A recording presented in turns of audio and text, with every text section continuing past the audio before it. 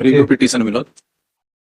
My lord, the respondent have rejected the claim of a petitioner for compassionate appointment considering the policy dated 18th August 2008 R1. हाँ. Thereafter, my lord, Honorable Court has passed an order, Annexure P2 R2, Yes. where Honorable Court has considered the policy dated 29/9/2014, my lord. Well, at the time of death of the petitioner's father, the policy Annexure R3 dated 10 June 1994 was in force, by which basis respondents have already been given compassionate appointment to the similar situated employee, which was the Annexure P10 of the WP, my lord.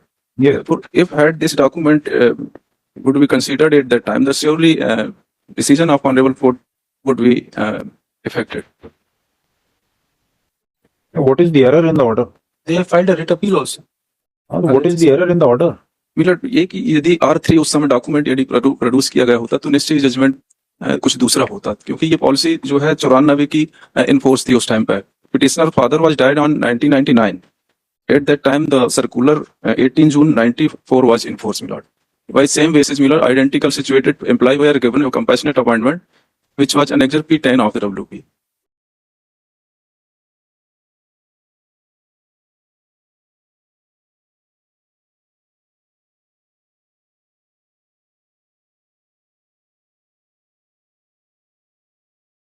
अरे contingency work charge employ के लिए policy 94 में थी कि नहीं थी? 94 की policy में उनके लिए क्या प्रोविजन?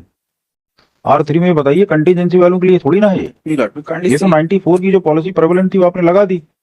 कंटिजेंसी एम्प्लॉय के लिए तो 16 में ही आई है, 31/8/16 को. उससे पहले तो था ही नहीं. 94 मिलाद में काइंडली सी पेज नंबर 22 मिलाड, इसका 11वां कॉलम, पेज नंबर 22. हाँ 22 11वां मिलाड. कार्यभारित आकस्मिक सेवा में कार्यरत कर्मचारी के दिवंगत होने पर उसके परिवार के सदस्य को भी अनुकंपा नियुक्ति की पात्रता होगी. हाँ. परंतु उसकी नियुक्ति कार्यभारित आकस्मिकता निधि सेवा के अधीन निर्मित पदों पर ही की जाएगी. हाँ. इसके अनुसार जो है मिलॉर्ड, सिमिलर सिचुएटेड एम्प्लॉय को इनने अपॉइंटमेंट दिया था. That was the document of annexure P10 of WP.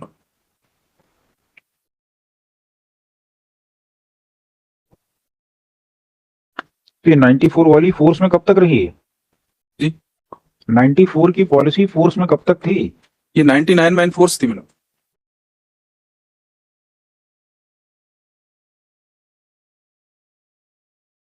इसको कर दीजिए. Issue notice to the respondent on payment of process है. कार्यभारित आकस्मिकता निधि के से वेतन पाने वाले दैनिक वेतन भोगी कर्मचारी के दिवंगत होने पर अनुकंपा नियुक्ति की पात्रता नहीं होगी. कहाँ पढ़ रहे हैं? वो सेम पेज 20, इनकी पेज नंबर मार्किंग नहीं है सर, 12.1 है ये ऑफ.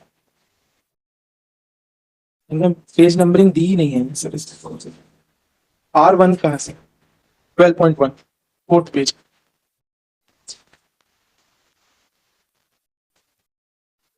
इसमें मार्किंग नहीं है प्रॉपरली, कुछ समझ में.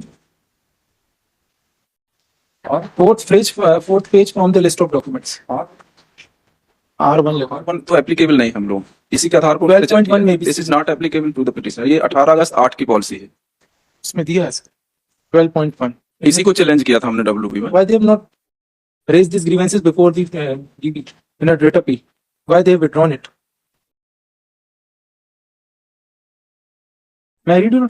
कार्यभारित आकस्मिकता निधि से वेतन पाने वाले दैनिक वेतन भोगी कर्मचारियों के दिवंगत होने पर अनुकंपा नियुक्ति की पात्रता नहीं होगी, परंतु उनके परिवार के आश्रित नामांकित सदस्य को 1 रुपए 1 लाख की राशि अनुकंपा अनुदान के नाम पर दी जाएगी. इसमें ग्रेचुटी की राशि सम्मिलित नहीं होगी, अतः इस राशि का भुगतान संबंधित विभाग ये कार्यभारित आकस्मिकता के मत से के अंतर्गत वेतन मत से किया जाएगा. स्पेसिफिक है, clearly it was mentioned. They filed a writ appeal also and they have withdrawn it against their order. नहीं, but according to their contention is that 94 policy was in vogue when the deceased employee died. They burden lies on the petitioner to prove his case. Na? Why they have not proved? He is saying he is placing reliance on this R3. According to him, this R3 contains a provision. They have to move the That is clause 11. was not applicable to him. ये notice करके दी, issue notice 7 days 4 weeks list along with report of WP number 1846 of 2015. Notice.